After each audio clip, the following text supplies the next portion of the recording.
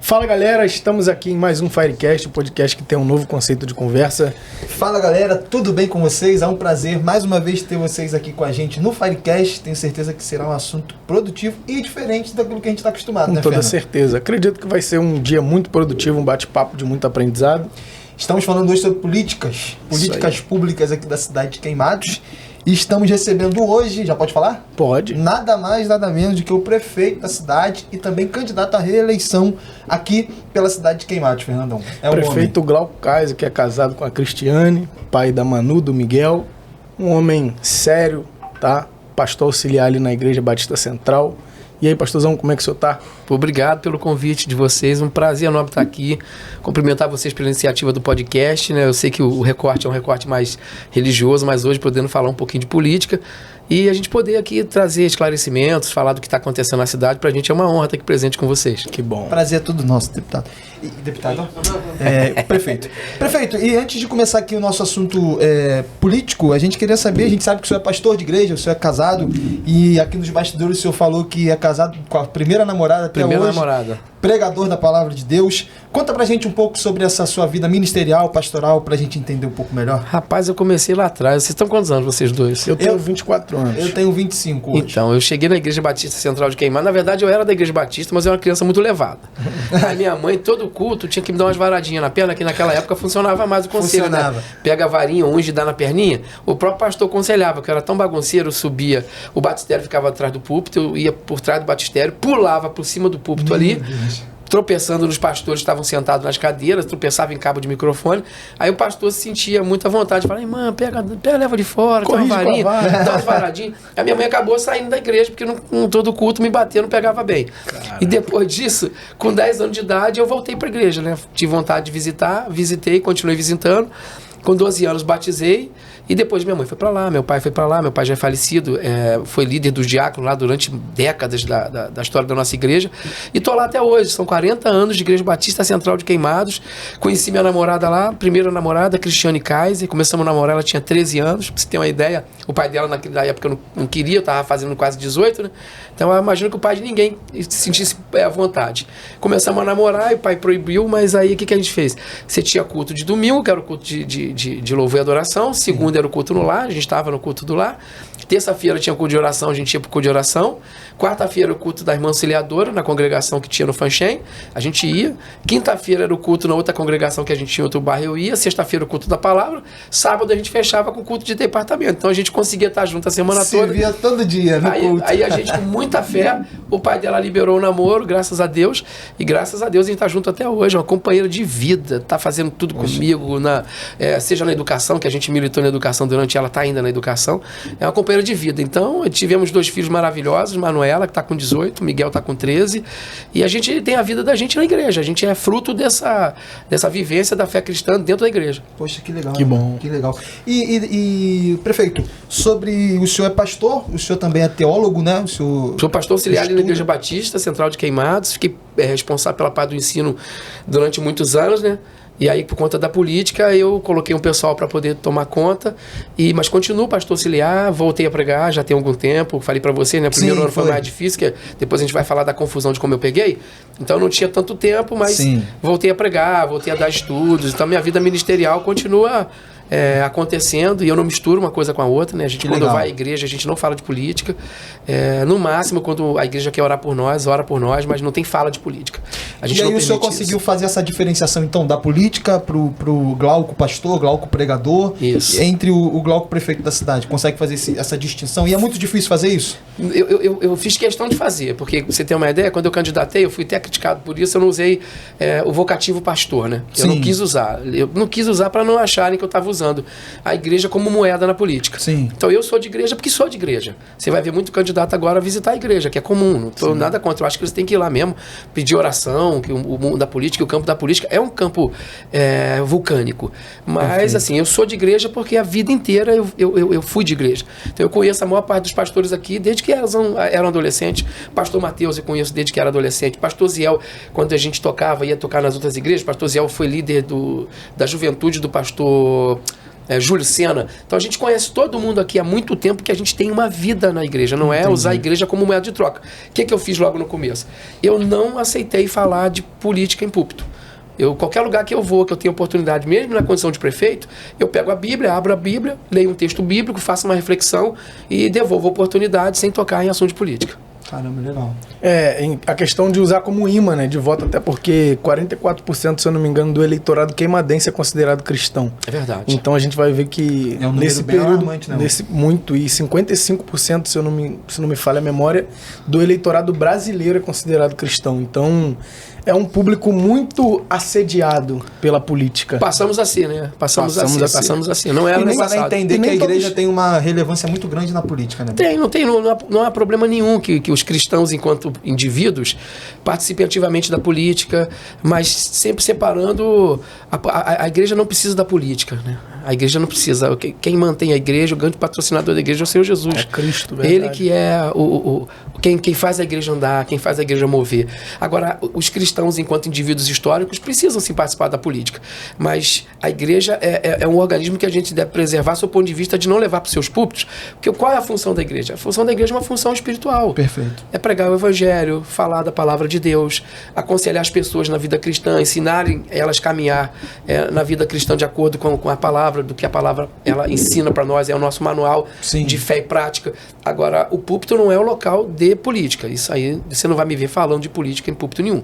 Eu, no máximo, recebo uma oração, porque é o que eu acho oportuno. Porque a gente sempre fez isso, inclusive na nossa igreja. Quando chegava um candidato lá, a gente apresentava, honrava, vocês têm mandato, honra, e faz uma oração, vamos orar pelo fulano de tal, tem um momento agora que é importante do nosso país, da nossa cidade, vamos orar por ele, mas não chegar e fazer apologia política de púlpito, que a gente não acha isso certo. Muito bom.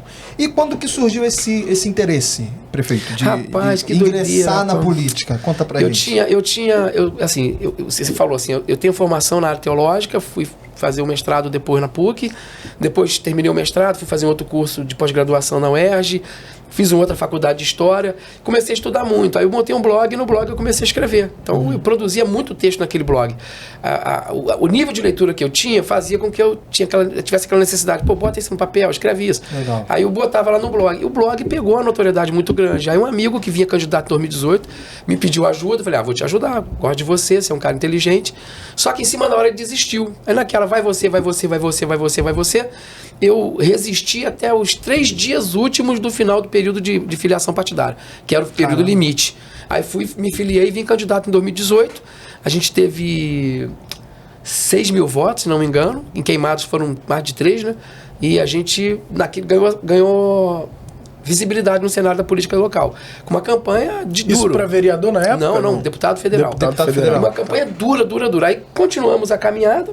Correndo, 2019, 2020, aquela condição de pandemia, toda a dificuldade que havia, fazendo reunião dentro do possível, e de repente a gente candidata uma campanha também muito barata, né? Você pegar a campanha mais barata, acho que do Brasil, uma das mais baratas do Brasil, aí a gente ganha uma eleição competindo contra grandes competidores, aqui, pessoas assim, de uma envergadura política muito maior do que a minha, né? E aí de repente a gente, quando chega no final do dia, tá lá, alçado lá, eleito. Eu confesso que foi um troço assustador. Para mim foi um troço assustador, porque a gente saiu de um cenário em que a gente nunca teve uma vivência diante de prefeitura, trabalhava na administração pública, mas era um ovo. Sim. E de repente você pega um mundo, né? E um mundo de problemas que depois que você me perguntar eu vou dizer. Faz muito sentido. A gente vai perguntar. E falando sobre problema, uma das coisas que mais preocupa a população queimadense hoje é a questão de segurança pública. Verdade. Você pode contar um pouco pra gente os avanços na sua gestão? Então, segurança pública é um tema muito complexo, né, no estado do Rio de Janeiro, a gente sabe, com todo o esforço que a gente vê as autoridades assumindo para combater. A segurança da gente hoje não está da maneira como a gente queria, mas já melhorou significativamente. A gente, em 2016, foi considerada a cidade mais violenta do Brasil. E para sair o resultado da cidade mais violenta do Brasil, você ter uma ideia, esses dados eles não surgem diretamente em 2016, eles são coletados ao longo do ano de 2015. 2016 vai consolidar todo o pacote de dados que foi foi levantado e realmente a gente ficou muito impressionado que em 2016 a gente foi considerada a cidade mais violenta do Brasil. A gente até vê o atual deputado criticar muito a violência, mas ele acho que está esquecendo do período dele que ele deixou a cidade nesse patamar, como a mais violenta do Brasil. O que nós fizemos? Nós entramos, né, você tinha ali no Morro da Torre, era uma questão muito complexa, a gente chamava aquilo naquela época até de faixa de Gaza, porque os tiros traçantes cortavam o céu por ali. Hoje o Morro da Torre não tem mais esse problema, a gente não tem mais o tráfico no Morro da Torre, e a gente empreendeu algumas medidas para melhorar e mitigar o impacto da violência no Senado da nossa cidade. A gente tem um batalhão que é muito parceiro, mas precisa atender 5 municípios no estado do Rio de Janeiro, atende Queimados, Paracambi, Japeri, Seropédica e Itaguaí. Então você vê que é uma extensão territorial muito grande para um batalhão apenas que tem o seu quantitativo reduzido também. E o que a gente fez? A gente foi lá, pegou o PROES, que era um tamanho, diga-se passagem, peguei uma dívida do PROES também, que não pagavam para a Polícia Militar, deviam 7 milhões, a gente teve que parcelar essa dívida, porque senão eu nem usar o PROES eu conseguiria. Nós pegamos esse PROES, aditivamos, praticamente dobramos o PROES e colocamos 12 viaturas nossas. Então, quando você vê uma viatura daquela laranjinha passando, é uma viatura da prefeitura com o serviço do policial militar que está vendendo a sua folga para trabalhar conosco. Então, a gente botou 12 viaturas para atuar. Outra, a gente investiu agora pesado em fazer a troca de todo o LED da cidade. Quer dizer, o fator iluminação pública ele tem uma incidência muito forte nessa estratégia de segurança, então está substituindo a cidade toda por LED. Outra coisa que a gente está terminando de fazer agora a gente está quase formalizando um contrato para segurança eletrônica. Nós vamos espalhar câmeras na cidade inteira, né? Vou começar com um X número de câmeras, mas que pode fazer um upgrade, você pode depois acrescentar mais, e nós vamos fazer isso de acordo com as manchas criminais que a gente tem. Então vai ter leitura facial, vai ter leitura de placa. Por exemplo, o cara passou lá, o problema dele é eu devo uma pensão alimentícia, tem um mandado de prisão aberto contra mim. Isso vai ter problema, porque quando ele passar com o rostinho ali, vai dar um alerta, vai identificar, aí a patrulha vai chegar certo do lado ali, vai abordá-lo e vai levá-lo à delegacia para que ele possa responder ao delegado, porque que ele não pagou a pensão e o mandado está aberto, aí ele vai ser encaminhado para o sistema judiciário. Então são medidas que a gente está adotando. E outra, esse monte de reforma de praça que a gente tem feito, pegando praças que estavam sucateadas e por estarem sucateadas ninguém estava usando, a gente está reformando e entregando, isso traz a população para a rua. Local mal iluminado, vazio, ele se torna quase que o humus onde a delinquência e a criminalidade vai querer imperar. Então, quando a gente vai lá, pega uma praça sucateada como a Praça do Belmonte, e hoje a praça está cheia, você de alguma forma garante um volume de população ali, o vagabundo marginal, ele também fica inseguro de chegar ali naquela multidão e tentar fazer qualquer coisa. Mas a gente está investindo em outras estratégias de promoção social também, para que a gente possa mitigar o fator da violência. Muito bom. Prefeito, o senhor assume a Prefeitura de Queimados em 2021, não é isso? A pergunta que eu tenho para o senhor é: como que o senhor assume, qual é o estado da prefeitura a partir do senhor assumir a gestão, e quais foram os principais desafios que o senhor precisou vencer desde de assumir a prefeitura até agora o final do mandato? Ainda preciso vencer, porque eu peguei a prefeitura em frangalhos, né? Primeiro eu peguei uma prefeitura que estava devendo o salário de dezembro, estava devendo as férias dos seus funcionários e devia uma rescisão, ou seja, tinham 3 folhas de pagamento em aberto que a gente assumiu em 2021. Além disso, eu peguei uma prefeitura que descontava o dinheiro do funcionário ativo, né, que descontava aquela contribuição previdenciária que todo funcionário tem que pagar, sim, seja CLT, seja de previdências de governamentais, descontava-se o dinheiro e não se repassava tudo para o cofre da Previdência, tinha um rombo de 47 milhões de reais. Segundo, eu pego uma prefeitura com pelo menos 9 grandes obras paradas. Então, pegamos o Paço Municipal parado, pegamos a Escola Perobelli, que depois de 8 anos de ter iniciado a construção, estava no ferro, pegamos o posto da Pedreira fechado há 7 anos, nós tivemos que reabrir, pegamos uma estação de tratamento de esgoto lá no São Jorge parada, que inclusive o dinheiro tinha sido todo gasto e a estação não ficou pronta, pegamos o Dona Ivone, que é aquele condomínio habitacional, sim, que deu uma confusão danada, mas está lá, a obra está acontecendo. Se você chegar hoje lá no Dona Ivone, tem funcionários trabalhando, a obra está todo vapor. Pegamos o Eldorado 1 e 2, que são 2 empreendimentos do Minha Casa Minha Vida, que também a obra começou em 2014 e estavam parados. O Eldorado 2 entregamos em 2022 e o Eldorado 1 a gente está entregando agora nesse semestre. Obras paradas nesse 1, cujo dinheiro inclusive tinha sido gasto. A gente teve que arrumar mais dinheiro para terminar uma obra que gastaram o dinheiro todo e não deixaram o empreendimento pronto, e famílias esperando, amigo, há 10 anos pelo menos. Lá no Dona Ivone, você tem uma tragédia muito grande para a população entender qual é o prejuízo de uma obra que, se podia ter entregue em menos tempo e passa 12 anos ali as pessoas esperando. Lá no Dona Ivone, a gente está chamando todo mundo que foi sorteado para poder... a obra foi retomada, ela tem um prazo agora de conclusão, que são 18 meses no contrato, a empresa está correndo para fazer em 1 ano, mas que, pelo menos até agora, a gente achou 50 famílias que não vão poder receber, porque tanto o cônjuge quanto o sorteado faleceram. Caramba. Aí você vê a tragédia do negócio, as famílias esperando, a pessoa sorteada morreu, o cônjuge morreu, essas famílias não podem receber. Então, assim, é o prejuízo de uma parada. Piscina de Queimados, nós pegamos um buraco, era um buraco apenas. Hoje lá você tem uma piscina funcionando em pleno vapor, lá com matrícula aberta para poder o munícipe de Queimado matricular seu filho, sua filha, uma piscina preparada para pessoa com deficiência. E outra, vou dizer para vocês aqui, essa é fresquinha. A gente acabou de receber, lembra que eu acabei de falar de um rombo da Previdência de 47 milhões, né? Isso era do dinheiro que era descontado do ativo e não era repassado para o cofre. E também a contribuição patronal, porque todo patrão também repassa a mesma alíquota para o cofre da Previdência. No caso, a Prefeitura para a Previdência, no caso do INSS, do CLT, para o INSS. Cara, acabamos de receber uma auditoria do TCE, Tribunal de Contas do Estado, que durante os anos de 2012... a 2020, ou seja, da gestão passada, pegaram o dinheiro desse cofre, investiram em 15 fundos de investimento que não tinham a mínima condição de receber aquele recurso, inclusive não ouviram nem o Conselho de Previdência da cidade. Sabe quanto que gerou de rombo para a cidade? Um prejuízo de quase 32 milhões de reais. Então a gente, sim, esse é o cenário que eu peguei catastrófico. 100 milhões de dívida até então, eu gastei quase mais uns 80 milhões agora para resumir todas essas obras que estavam paradas para que eu possa entregar. Então a gente ainda está pagando essa fatura altíssima de 12 anos de um grande desgoverno que funcionava no gatilho da política, porque o saldo devedor e o saldo negativo não deixa enganar nada. Eu faço as minhas prestações de conta, eu mostro as fotos.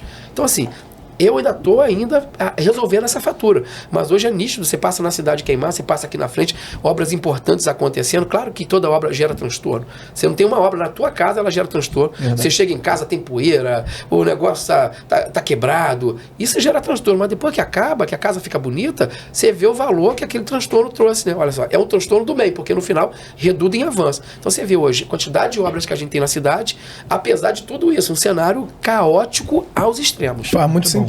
Tratando ainda da questão da segurança pública, falando sobre prevenção, eu acho que faz muito sentido a gente já começar a prevenir do que depois ter que remediar. Verdade. A questão da câmera faz sentido desde que ela seja auxiliada pela inteligência artificial, com reconhecimento e etc, porque Londres é uma das cidades mais vigiadas do mundo e nem por isso é mais segura. É isso aí. Entendeu? Verdade. Porque às vezes, se não colocar o auxílio da inteligência artificial, não vai valer de nada. Isso daí é uma ideia muito boa.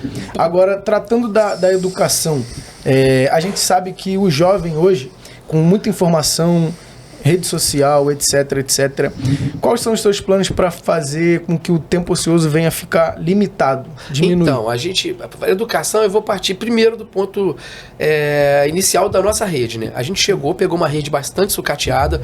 Para você ter uma ideia, hoje, Fernando, eu estou reformando a 25ª escola. Apesar de, tudo que eu estou falando, que eu falei para vocês, de obras que eu retomei e de obras novas que eu estou fazendo, eu estou na 25ª escola que começou uma reforma ou uma manutenção. Sim. Atualmente a gente começou lá no Brandão, que era uma escola muito castigada. Quer dizer, quem é pai e mãe aqui que tem filho na rede pública sabe como é que a rede estava. Então a gente está na 25ª escola reformando, climatizando as escolas, para que a gente possa oferecer para o nosso aluno um conforto para ele fazer sua atividade estudantil, né? Você tem a questão pedagógica, que é muito importante, mas existe também um ambiente escolar, e precisa ser um ambiente onde que ele propicie condições necessárias para que esse aluno faça melhor aprendizado. Por exemplo, você está um aluno com uma sala de aula que não tem um ar-condicionado, não tem um ventilador, por exemplo, Escola Gilvanei, que é a escola ali no São Jorge, pra você ter uma ideia, aquela escola era uma escola recente. Nós chegamos lá, o piso descolando, o telhado todo quebrado. Você via que havia um projeto de se botar ar-condicionado, mas não tinha nada, não tinha uma infra de ar-condicionado. A gente foi lá, consertou o telhado, trocamos o piso todinho, que o piso, primeiro que era um piso quando chovia, molhava, as crianças caíam, rachavam o quengo no chão. Então a gente tirou aquele piso todo, botou granitina, a gente consertou o telhado inteiro, nós pintamos a escola toda. Ficamos num drama com a escola recente, que a gente já resolveu, que foi a questão do ar-condicionado. Demorou a funcionar, porque eu dependia que a Light fizesse o aumento de carga, né? Mas o ar já estava instalado, toda a infra pronta. A Light foi, recentemente lá, fez o aumento de carga, hoje está funcionando em pleno vapor, então as crianças estão estudando em condições dignas. Então a primeira coisa que seja dita, a gente está na 25ª escola com manutenção ou reforma. Segunda coisa a se dizer é que a gente pegou também um CAEC, né? Por que eu vou falar o CAEC? O CAEC é um Centro de Atendimento Educacional Especializado que visa um trabalho com a nossa criança com deficiência. Cara, se eu pegar a foto do CAEC, eu vou mandar para vocês, se vocês quiserem botar para ilustrar. O CAEC era o caos. Funcionava num terraço e de qualquer maneira. Eles vão espernear, tá? Eles vão ouvir isso aqui, vão falar que ele tá mentindo. Manda eles apresentar a foto do CAEC deles. Eu vou apresentar a foto do meu CAEC. Eu tenho a foto dos deles, mas eu quero que eles peguem a foto e lá e coloquem. A gente pegou o CAEC, levou para um outro lugar. Cara, você tinha que ver, quando a gente inaugurou, as mãezinhas entraram chorando, porque a gente ofereceu um espaço que representa o reconhecimento da dignidade da criança com deficiência, para que ela possa receber um tratamento adequado. E outra, fizemos o CAEC itinerante. CAEC itinerante, a gente tem uma van que, quando essa criança não pode ir lá no nosso centro de atendimento, a van vai até a escola para fazer esse atendimento com essa criança. Eu não estou dizendo que a educação virou a melhor educação do mundo, mas eu estou dizendo o seguinte: do que a gente pegou de caos, a gente hoje organizou, está dando uma direção para ela. E os frutos vão começar a surgirem agora e para o futuro também. Porque o trabalho da educação é um trabalho de semeadura. Então, o caos que eu peguei é fruto de uma má semeadura. Então, a gente está fazendo essa semeadura agora para que esse resultado ele venha e ele perenize na rede, independente da política. E outra coisa também, do seu ponto de vista de educação, a gente abriu também uma escola de habilidades digitais. Na verdade, né, a gente começou com um projeto piloto numa escola do José de Anchieta, né?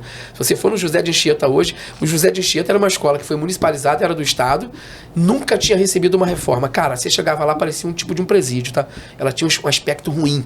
Nós entramos, estamos reformando a escola inteira, aumentamos a quantidade de salas de aula, criamos uma sala de recurso. Não, o refeitório era uma sala quadrada, que mal cabia a turma direito ali. A gente construiu um refeitório amplo, cozinha moderna, bonita, e a gente começou a fazer robótica lá na escola. Inclusive, pela primeira vez na história desse município, uma turma de alunos foi de passear, foi de avião para o Rio Grande do Sul e ganharam um prêmio lá. E agora foram premiados também aqui na Innovation Week.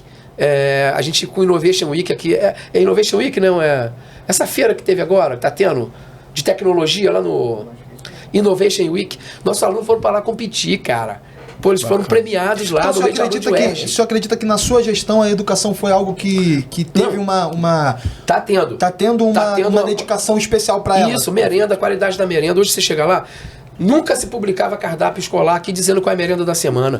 Pô, a gente publica cardápio escolar toda semana. Tem peixe no cardápio, tem estrogonofe no cardápio, tem maçã, tem melancia, tem mamão, tem melão. É só pegar um paizinho de uma escola, você vai perguntar como é que é a qualidade da merenda, ele vai poder dizer para você. Outro dia eu estava fazendo uma prestação de conta interessante, aí eu perguntei, como é que tá a merenda da sua filha? Eu falei pra mãezinha. Aí ela falou assim, ó, deve estar boa, porque ela tá desse tamanhozinho. Ela brincou. Outra coisa que a gente fez, a gente criou a escola de habilidades digitais. Hoje a gente tem no Centro de Queimados, onde era aquela Secretaria de Educação no passado, a gente tirou a secretaria dali. Hoje a gente tem lá programação de aplicativo, cursos, né? Programação de aplicativo, robótica, programação de game, digital influencer, marketing digital e oficina 50+ para a galera que tem 50 e quer aprender a mexer em rede social. Outra ação que a gente está fazendo agora, a gente está doando um terreno para o IFRJ, para ter um campus do IFRJ aqui na cidade. Inclusive, há 3 semanas atrás, eles estiveram aqui em Queimados. Fico até preocupado de falar, cara, porque tem uma turma aí que eles ficam em cima das pessoas para poder prejudicar a cidade, para vender caos, tá?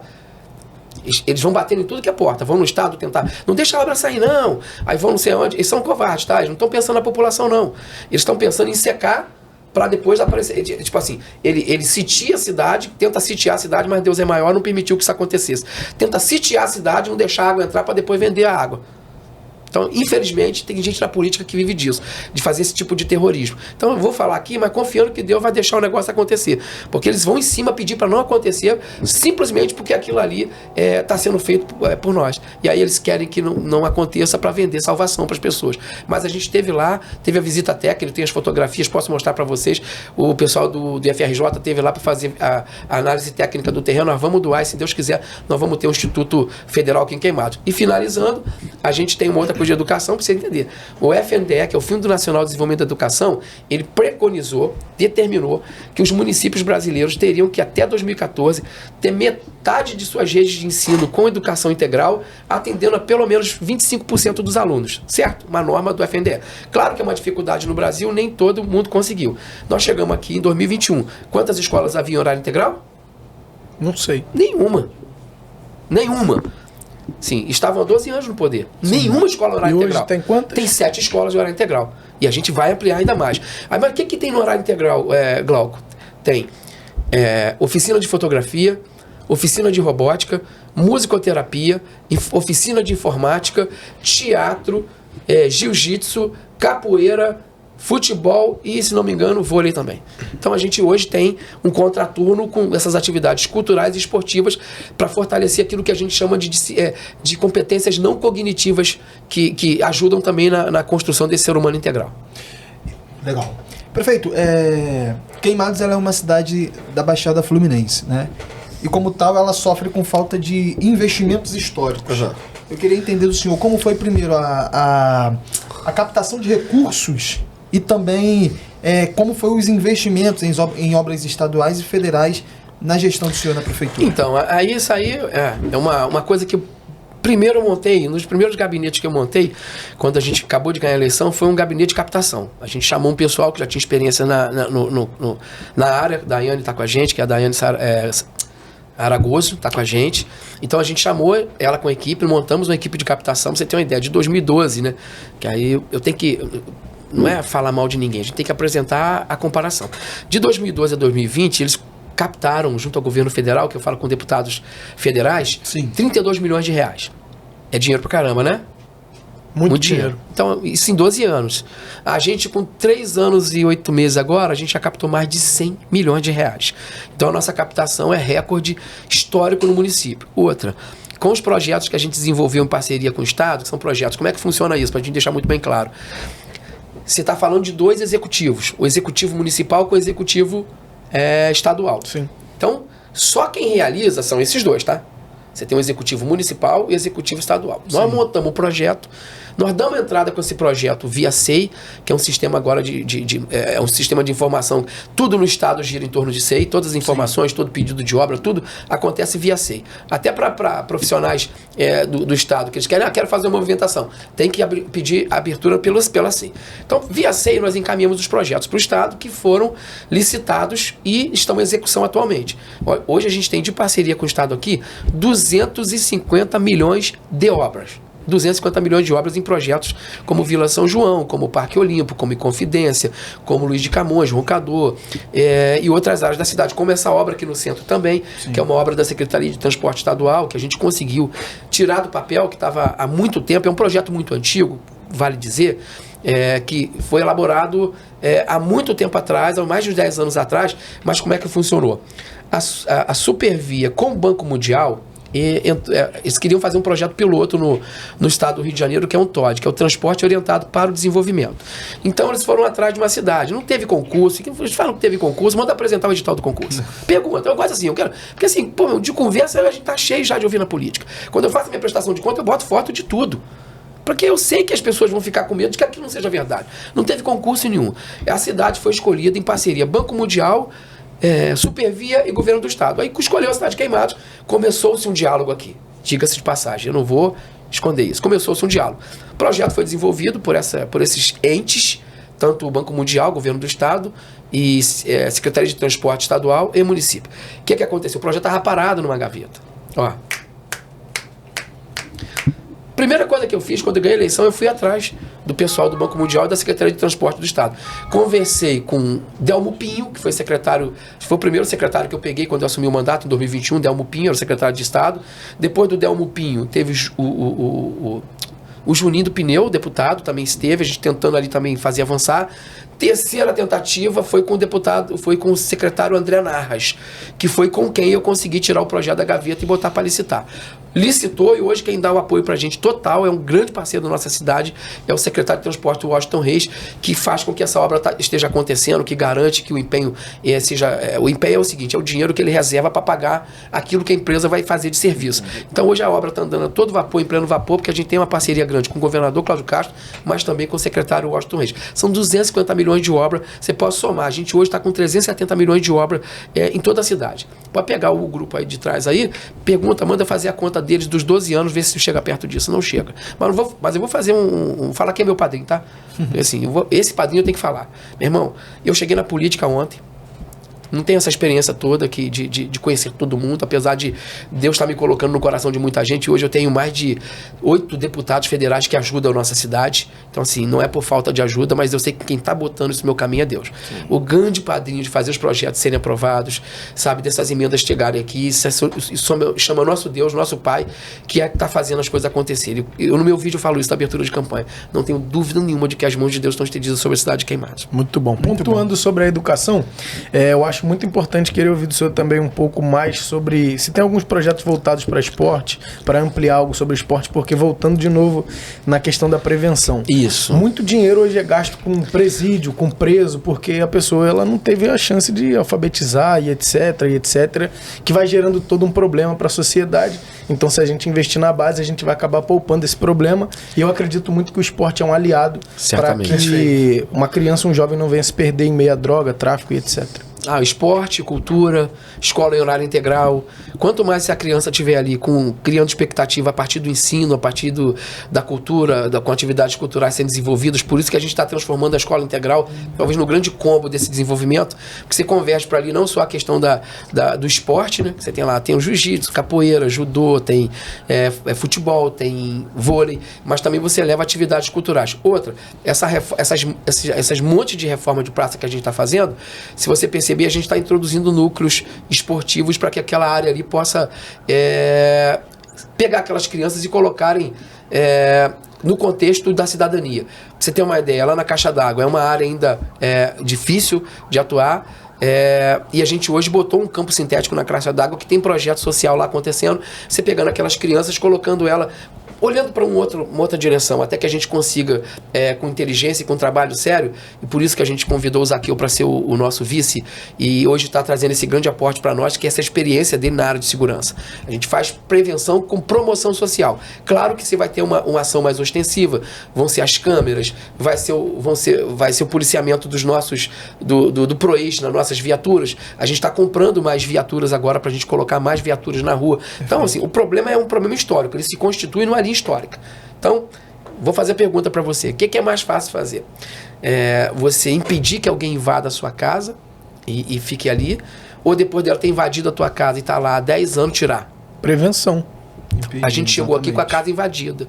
Na verdade, abriram as portas da cidade para a criminalidade e violência. Hoje o trabalho da gente é o mais árduo que tem, que é construir soluções para que isso seja resolvido. Quem devia ter feito, não fez e hoje cobra como se não fosse responsável, tá? Então, a gente hoje está com todo esse conjunto de reforma de praça, iluminação, cursos na área de cultura, esporte nas escolas, para a gente poder dar uma razão cidadã para nossa criança não se envolver no mundo da violência e da criminalidade. E o senhor acredita que essa dedicação, esse foco do governo nos esportes, ela tem potencial para diminuir a criminalidade na cidade, prefeito? Tem, porque o esporte ele promove isso. O esporte vai criando oportunidades. O que falta às vezes é a oportunidade da criança estar dedicando o seu tempo fazendo outra coisa. Sai da escola, às vezes está lá, parado dentro de casa ou está na rua. E hoje a rua não é como a rua do passado. A rua é diferente hoje. Eu ficava na rua, o máximo que a gente fazia ali era, sabe, pique-pega, lateral. Hoje não, ou tá dentro do celular ali, vegetando um pouco no celular, ou ele tá na rua ali, às vezes, dependendo do lugar, vendo coisa que não devia. Então hoje, quando a gente ocupa a nossa criança, e a gente quer fazer isso cada dia mais, a gente dá oportunidade para ela de ter perspectiva. Então quando a gente traz uma escola de habilidades digitais para dentro da cidade de Queimados, você tá dando para a criança não aquela oportunidade de, pô, ela só joga o joguinho. Agora não, ela pode aprender a programar o jogo, que são as profissões do futuro. Exato. Pô, marketing digital, robótica, que é um conceito novo. E aí também agora já envolve o empreendedorismo. A gente, nas próximas fases da nossa Casa da Inovação, nós vamos trazer curso de inteligência artificial. Isso é bom. Isso abre a cabeça da nossa criança e a cabeça da nossa juventude. Hoje a gente está pensando projetos também sob o ponto de vista de empregar o jovem nesse primeiro emprego, que é tão difícil, a gente sabe. Vocês são jovens, vocês sabem que vocês enfrentam para poder arrumar o seu primeiro emprego. E a gente hoje está sentando com a nossa equipe para criar um caminho para ver como é que a gente consegue botar esse jovem para trabalhar o mais rápido possível para ele poder ter seu dinheiro e de alguma forma também contribuir socialmente, porque ele está fazendo essa economia movimentar. Sim. Aí a gente precisa citar um fato aqui que não é agradável, mas precisa ser dito. A gente tinha um projeto que estava para ser votado lá na Câmara dos Deputados, foi votado na verdade, e um projeto que era o projeto Primeiro Emprego. Sim. Cara, aquilo ali rasteiramente ia criar pelo menos 2,5 milhões de empregos para os jovens no Brasil. Rasteiramente. Isso naquela tacada inicial, que era um projeto de desonerar a folha de pagamento para quem empregasse o jovem na sua primeira atividade laborativa. Sim. Cara, o único deputado federal que a gente tem na cidade votou contra. A gente não entende um negócio desse. Aí quer fazer movimento jovem, mas na hora que o jovem precisa do movimento, ele vai lá e bloqueia, pô. Com o voto dele ajuda a barrerar. É um negócio difícil, a gente não consegue entender. Porque assim, se por um lado você fala, eu amo a cidade, eu amo isso, a cidade, eu tenho carinho pela cidade. Primeiro, nem mora aqui. Segundo, vem criticar a segurança encastelado. Eu tô na cidade, meu irmão, eu ando na cidade. Você vai me encontrar na cidade depois do meu expediente sem segurança. Esse daí reclama comigo. Eu estou na minha igreja, eu vivo isso aqui 24 horas por dia. Então é difícil a gente entender o discurso, porque é meio aquela música do Cazuza, né? As tuas ideias não correspondem aos fatos. Na hora da gente criar um arcabouço importante para que eu, enquanto município, pudesse adaptar a minha legislação para cumprir uma legislação federal, que é pegar esse menino, essa menina que querem trabalhar e botar eles dentro de uma fábrica, botar eles dentro de um comércio. Não. Vai lá e bloqueia, não, eu sou contra. Faz sentido. Em relação à profissão do futuro, eu acho que é muito importante, até porque o Brasil em si está se tornando uma nação escrava. O telefone que a gente usa, o carro que a gente vai dirigir, exatamente, tudo sendo produzido pelo estrangeiro, então eu acho muito interessante. Agora, falando sobre educação, quais são os seus planos para melhorar a educação, que não é um problema só em Queimados, mas no Brasil em si, a educação ela é precária, principalmente no Rio de Janeiro, tratando como cidade. A gente vai continuar esse trabalho, primeiro, de reconstruir todas essas escolas, dando uma condição de trabalho, em condição de ensino, uma pedagogia, a gente chama de pedagogicidade do ambiente. A criança estudar num lugar onde ela se sinta bem, uma escola bonita, uma escola agradável. E outra, a gente vai continuar investindo no que a gente já vem feito no aprendizado, fortalecendo essa atividade do professor com recursos pedagógicos. A gente colocou o tablet, que é um reforço muito grande nas aulas. Por quê?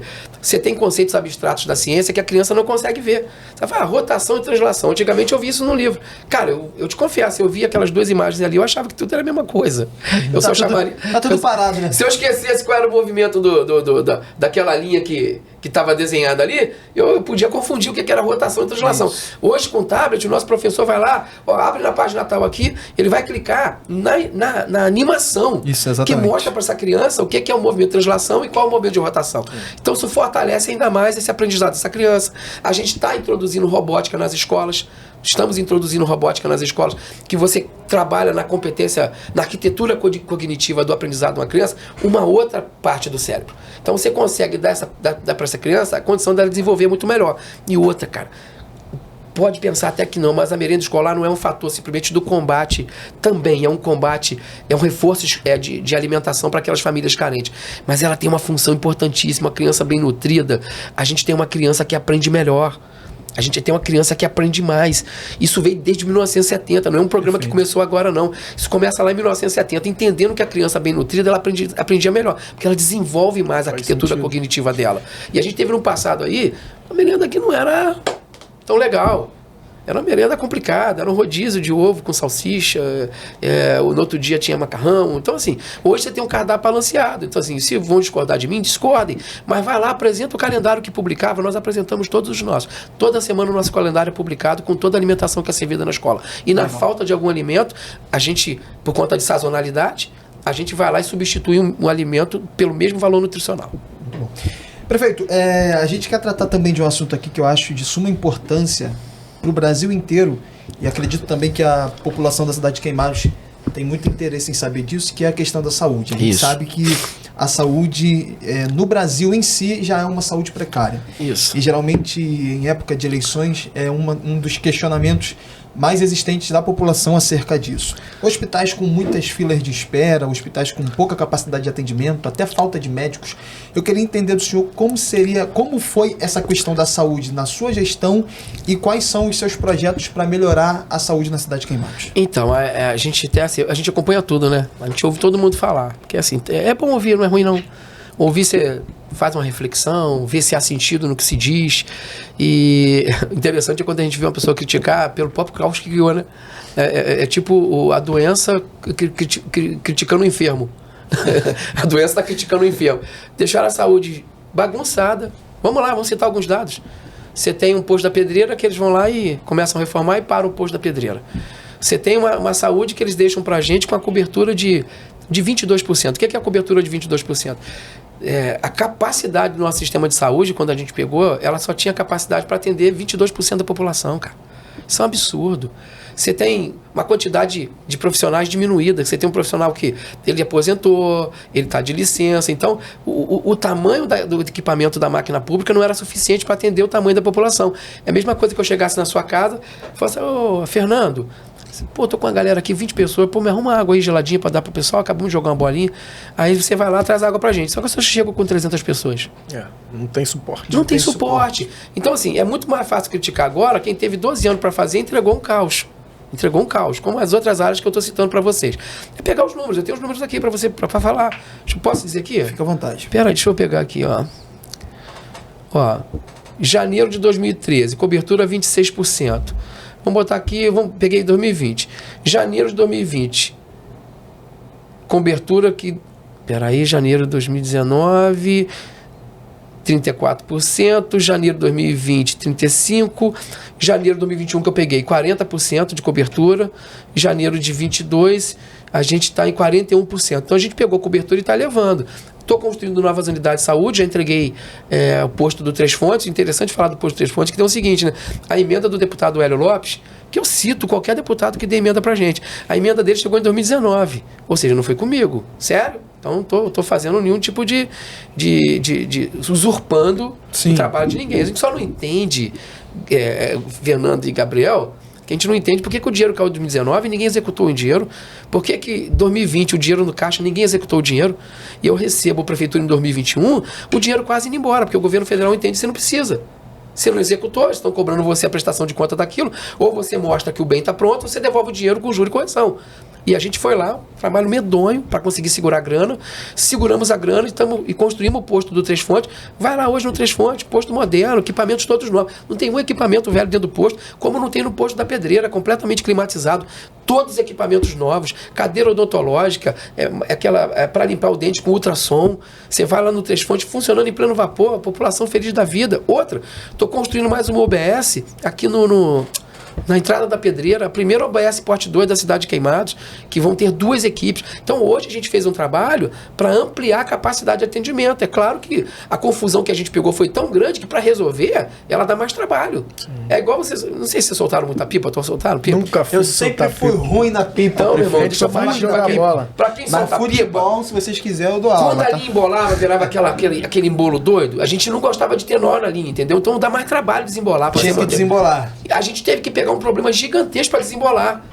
Então hoje a gente desembolou o problema, temos um contrato da atenção básica, que a gente vai começar, já está treinando as equipes para colocar para dentro e começar a completar as equipes dentro de cada unidade de saúde. Reabrimos unidades paradas, como o posto da Pedreira, construímos novas, como o posto do Três Fontes, estamos construindo uma nova no posto da Vila das Mangueiras. Peguei uma UBS lá dentro do Valdariosa, vai lá no Valdariosa, pergunta a população do Valdariosa, UBS com rachadura que você enfiava a mão. Irmão, 4 anos apenas só de obra feita. Uma obra de 4 anos e uma obra nova. Sim. A gente teve que parar. Apanhamos? Apanhamos. Por quê? A população fica chateada. Poxa, você fechou o posto. Mas o posto corria risco de cair e matar uma pessoa. Não podia deixar o posto aberto. Fechamos o posto, reformamos o posto. Vai lá ver hoje o posto lá do Valdariosa. Lindo demais. Equipamentos novos. Do jeito... A gente fez uma compra de equipamento para a cidade de Queimados. A gente está trocando os equipamentos de todas as unidades. Todas. Do que você imaginar. De cadeira da recepção, a mesa de médico, computador, câmara fria, que aqui nunca teve. Sabe o que é a câmara fria?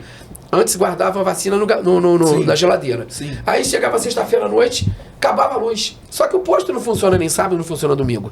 Aí acabou sexta-feira à noite a luz, vai voltar no domingo. Faz sentido. Acabou a eficácia dessa vacina. Voltava a luz, você chegava na segunda, ela estava gelada, para você tá boa. E você podia estar aplicando uma vacina sem eficácia. A gente comprou câmaras frias para todas as unidades. Hoje, se acabar a luz no final de semana, aguenta 72 horas sem desligar. E aí, quando volta, não perdeu a qualidade da vacina. Então, hoje a gente fez um planejamento que já vai começar está começando a florescer agora e vai florescer mais para frente. Por quê? A gente não está dando gatilho na saúde. A gente fez planejamento, fez o diagnóstico, fez o planejamento e a coisa agora só tende a melhorar. Os impactos vão ser extremamente positivos. Fizemos convênio para poder zerar a cirurgia letiva.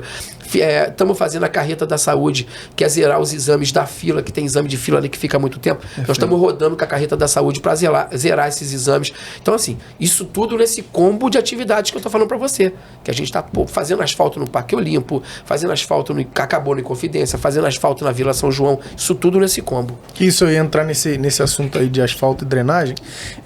Que bom que o senhor citou. Porque eu vim de Guadalupe morar para cá e quando eu cheguei em Queimados eu fiquei assustado.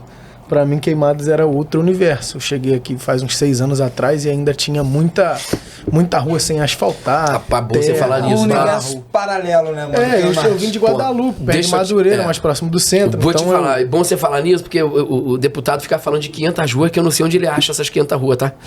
Porque se ele fez 500, meu irmão, eu vou falar pra você, o que a gente está fazendo aí, nós vamos chegar até o final do mandato agora com 200 ruas, tá? Com 200 ruas. Ainda tem rua pra caramba pra fazer. A gente tá com um projeto agora que a gente tá lutando pra sair também, que é pra atingir o Vila Central e o Pau da Forca, mas você encontra muitas áreas na cidade ainda sem drenagem, pavimentação. E pensando do seu ponto de vista de história, de tempo de atuação, você, assim, com 12 anos de governo, você tinha que ter feito coisa pra caramba, irmão. A gente está com 3 anos e 8 meses, a gente já está batendo quase 200 ruas, está dando quase 62 quilômetros de asfalto. Dá para você ir daqui na Barra só de asfalto. Claro que não está do jeito que a gente queria, porque o recurso não é uma fonte limitada, mas a gente está correndo atrás, nós vamos conseguir mais dinheiro. E da mesma forma que a gente chegou em bairros historicamente abandonados, você tem certeza, nós vamos chegar nos outros que ainda não chegamos ainda. Porque a nossa cabeça é cabeça de igreja, tá? Dinheiro de prefeitura não é banco, você bota para rodar. Igual a igreja. A igreja entrou dinheiro, vamos fazer uma melhoria. Vamos reformar, vamos melhorar a sala, vamos comprar equipamento para a salinha das crianças. Isso. Então a nossa cabeça é essa. Enquanto o prefeito ele bebe uma água aqui, a gente quer pedir a você que está nos acompanhando, se inscreva no canal do Firecast, tá bom? Você que está acompanhando aqui a entrevista com o prefeito de Queimados, Glauco Kaiser, e tá gostando, tá interessado? Se inscreva no canal, tenho certeza que tem muita coisa boa vindo por aí, né, Fernando? Ativa o sino, a notificação, acompanha aí, tá bom? A gente não podia perder que o público do cara é muito Com certeza, grande. A gente vai estar levando a informação, gerando valor para você. Exatamente. Dentro da tua casa, tamo junto. Eu tenho uma pergunta polêmica aqui agora pro prefeito e eu quero que a minha produção aí coloque música de tensão, música de... A cara do homem. Música de pergunta polêmica. Prefeito, nós temos pela primeira vez aqui em Queimados um deputado federal eleito, não é isso? Isso. A pergunta que eu tenho para o senhor é: qual a sua relação institucional com o deputado federal da cidade de Queimados e como o senhor vê a atuação dele no Congresso em relação à cidade de Queimados? Assim, rapaz, é a primeira vez que a gente tem um deputado federal eleito pelo município, tá? E majoritariamente eleito pelo município, né? Que a maior parte dos votos dele saiu daqui.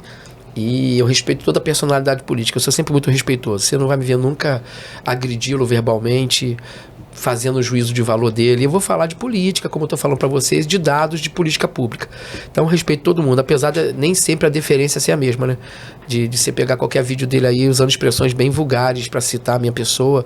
É complicado quando a gente vê que isso está acontecendo, que o debate sai do campo das ideias e vai para o pessoal. Mas ele tem um compromisso da minha parte de sempre respeitá-lo enquanto uma pessoa eleita pela população que acreditou nele. Só acho ruim, né? Primeiro, citando aquele caso da votação da juventude, de que a gente podia ter um voto dele e o lobby dele dentro do Congresso, porque podia estar lá fazendo esse lobby importante para a gente conseguir empregar pelo menos de cara 2 milhões e meio de jovens no Brasil com o projeto Primeiro Emprego e não funcionou desse jeito. Isso deixa a gente um pouco triste.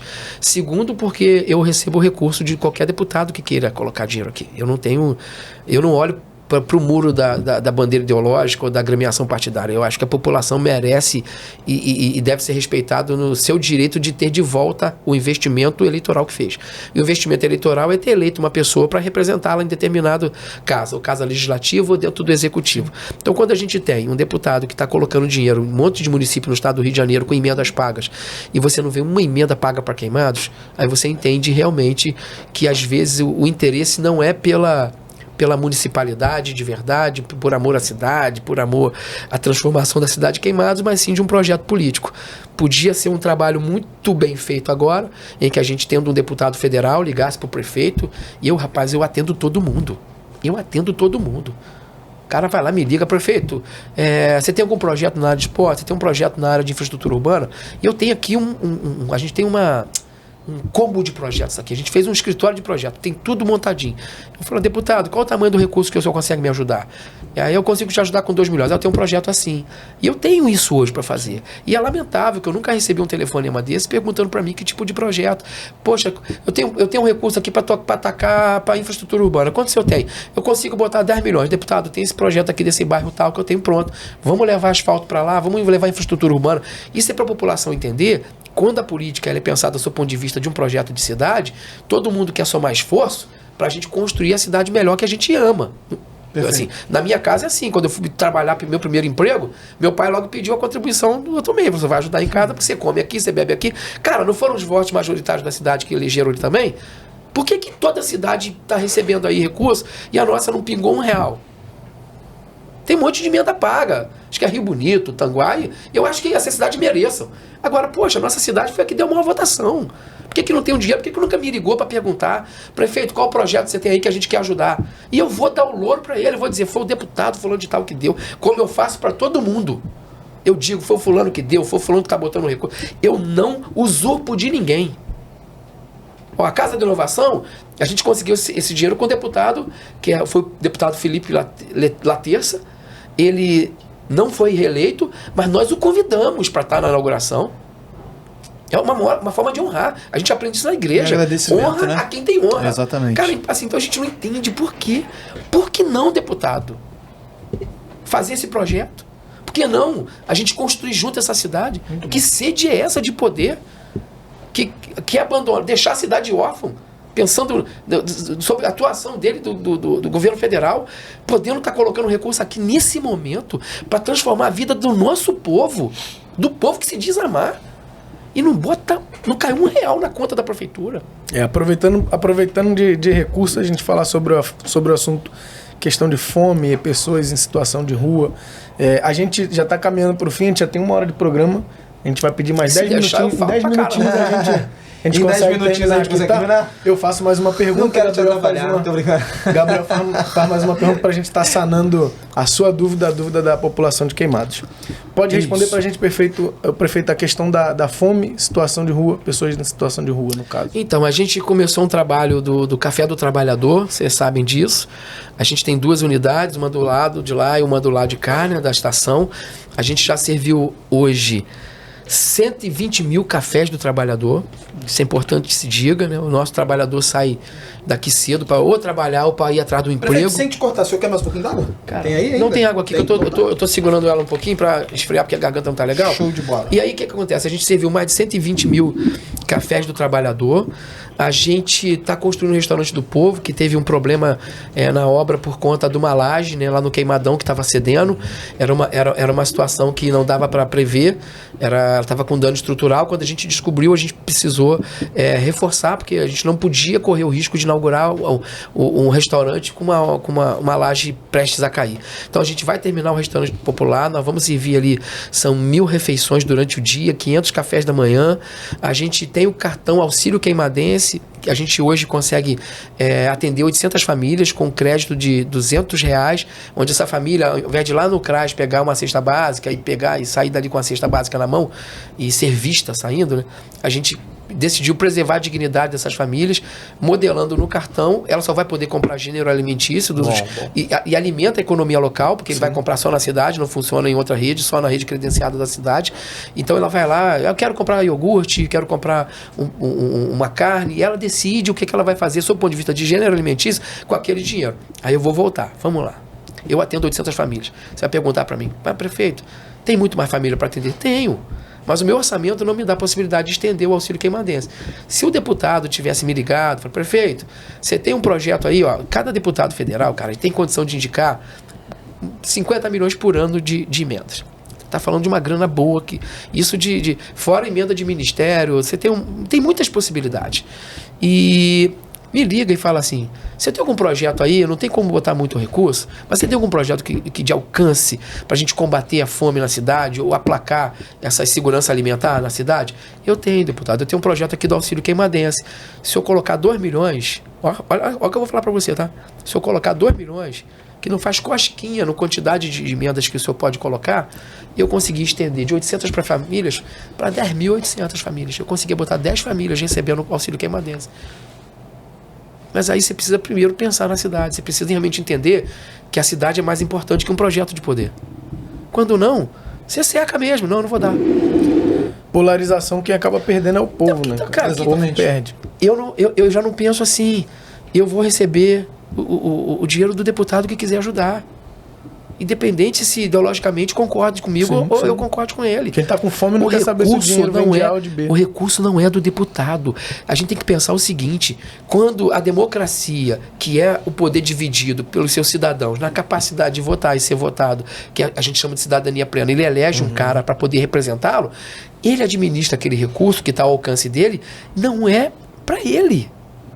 É para a população que o elegeu. Sim. Então, o mínimo de responsabilidade seria a devolutiva para essa população no momento que está sentado naquela cadeira de poder, naquela oportunidade de decidir. Então, hoje, se a gente tem esse recurso, se o deputado bota esse recurso aqui, nós estávamos fazendo muito mais pela cidade. Você sabe quem estaria ganhando? O povo. A cidade, cara. Mas pelo menos, mas, infelizmente, não é todo mundo que pensa assim. Muito bom. Prefeito, para a gente finalizar, eu tenho minha última pergunta aqui para o senhor. Eu acredito também que seja uma das perguntas mais importantes aqui da nossa conversa. Pô, vocês só fizeram perguntas importantes hoje. Dentre todas, eu acredito também que seja uma das mais importantes, que é acerca do emprego e de qualificação. Para a cidade de Queimados, como que o senhor observa ou o que o senhor tem a dizer dentro da sua atual gestão e caso o senhor consiga uma nova gestão, o que o senhor tem para melhorias dentro de qualificação e emprego dentro da cidade de Queimados? Então, qualificação, eu vou reiterar aqui o que eu já tinha falado agora há pouco, que a gente está trazendo para cá.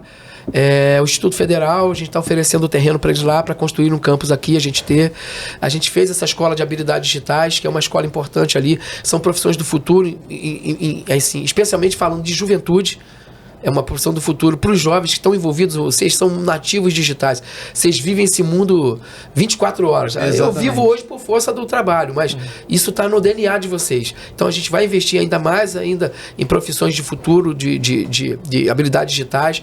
Outra, a gente está trazendo empresas para Queimados. Essa história de que a Queimados... a gente chegou aqui, tinha 19 empresas no Parque Industrial. Na verdade, tinham perdido muitas empresas. A pandemia acelerou esse processo de degradação econômica. E mente quando diz que saiu daqui, foi recente, foi aqui a 3B, né? A 3B fechou em 3 lugares no estado do Rio de Janeiro, se não me engano. Então, assim, uma questão econômica de fundo, mas tem novas empresas chegando, tem Amigão chegando, tem uma empresa de computação em nuvem chegando, pra você ter uma ideia? Computação em nuvem é o que é de mais moderno no momento. A gente está trazendo uma empresa para cá que ela vai hospedar. Quando você compra iCloud, tem... Essas hospedagens. Fala que tu sabe mais do que eu. Não tô lembrando. Tem iCloud, tem não sei o que, Drive, OneDrive. Google Drive, essas coisas. São empresas que vendem espaço em nuvem. Está chegando uma Queimado. Nós vamos ter só vão gerar... são 300 cargos e mais de 300 mil de ISS mês. Então a gente está trazendo uma empresa para o Parque Industrial que eu não vou falar nome, sabe por quê? Porque eu sei que faz, tá? Eu sei que faz, porque eu já tive relato durante essa pré-campanha de que vão lá, não vai não faz não, deixa passar a eleição para prejudicar a cidade e usar isso como moeda do caos, sabe? Aí o que acontece? Tem uma empresa chegando que ela vende muito produto natural. Só que ela compra a sacaria, ela importa a sacaria. Então ela vai em Queimados, vai desmontar essa sacaria, vai montar os seus kits e vai distribuir para o Brasil. Nós vamos botar lá no Parque Industrial também. Então assim, tem coisa acontecendo. Se você for na do Juscerja, que é onde se registra todas as empresas novas que se abrem no estado de Janeiro, você vai ver quantas tem aberto aqui em Queimados. Só que, infelizmente, eu fico muito triste com isso, que as pessoas precisam agora vender o caos, né? Tiveram 12 anos a oportunidade de transformar isso aqui no Eldorado da Baixada Fluminense e não conseguiram. E hoje, com o saldo negativo que eu peguei, que eu estou resolvendo, que a gente está avançando, eles querem vender o caos para poder justificar o próprio retorno. É a doença reclamar do enfermo. Muito triste isso. Muito bom. Muito bom esse episódio. Acredito que a população de Queimados ficou esclarecida quanto às propostas do prefeito Glauco Kaiser, candidato à reeleição aqui pela cidade de Queimados. Quero dizer a todos vocês que concorrem em cargos públicos nesta eleição na cidade de Queimados, Nova Iguaçu, nós estamos recebendo aqui alguns dos principais candidatos aos cargos públicos em suas cidades. E se você tem o desejo também de ser entrevistado, de falar, pode entrar em contato com a gente, tá bom? Que a gente recebe aqui com todo o prazer do mundo. Quero agradecer ao prefeito da cidade de Queimados, o prefeito Glauco, por ter achado esse espaço na agenda, ter vindo aqui expor as suas ideias, as suas opiniões e todas as suas propostas. Prefeito, muito obrigado pela sua presença aqui. Gabriel, Fernando, eu que agradeço a vocês a oportunidade de a gente fazer esclarecimento e pedir à população de Queimados, né? A gente está num processo importante desse momento da cidade. De tudo que se ouve, tem que haver no mínimo discernimento de apurar do que se diz do que é verdade. Por isso eu convido cada morador da cidade de Queimados que tem acesso às redes sociais, vai lá no nosso Instagram. Cada coisa que eu falei aqui, eu apresento no Instagram ou uma foto de como que está ficando, ou a foto de como já está, ou o vídeo da obra que está acontecendo. Vai lá, confira lá. Porque agora é muito fácil, né? As palavras vão ser ditas e sem nenhum tipo de algo concreto para apresentar. Então a população, quando não faz esse movimento de olhar, pode ser levada a pensar numa mentira como sendo verdade, né? Acho que foi do Joseph Goebbels, né, que foi do nazismo, ele inventou isso, né? Ele trouxe isso como teoria. Uma mentira contada muitas vezes se torna verdade. Bem contada, né? Bem contada. Então o que a gente propõe para a população é esse discernimento nesse momento. É chegar lá e nas redes sociais da gente e conferir. Cada informação que eu disse aqui tem lá uma ilustração, ou de uma fotografia, ou de um vídeo, que é a forma de você definir o critério da verdade. Muito bom. Fernandão? Eu não deixaria também de poder agradecer ao Estúdio 905, que é o estúdio que nós estamos gravando aqui, que é o melhor estúdio de Queimados, irmão. Se tem um lugar pra gente... O maior de todos. E outra coisa, só para finalizar, fica à vontade, para não esquecer, né, gente? É 44, tá? Um abraço. Você pode estar gravando aqui o seu conteúdo numa extrema qualidade, microfone com uma ótima captação, câmeras em 4K. Você vai estar daí do outro lado vendo a gente bonitão aqui em high definition. Bonitão tá bom? não, mas high definition você vai ver com certeza, tá bom? Galera do Estúdio 905, muito obrigado. Você que nos acompanhou. Olha lá. Não, foca aqui. Firecast. Firecast. O podcast do fogo, que a gente é pentecostal aqui, pastor. É isso aí, pô. Isso aí. Vamos lá, o que eu tava dizendo? Gente, ouça as entrevistas, comparem as propostas, vote certo, vote consciente, vote pelo bem da sua cidade, tá bom? Que Deus te abençoe, muito obrigado por ter ficado conosco aqui até esse momento. A galera do prefeito que está aqui nos bastidores, muito obrigado. Que Deus abençoe vocês.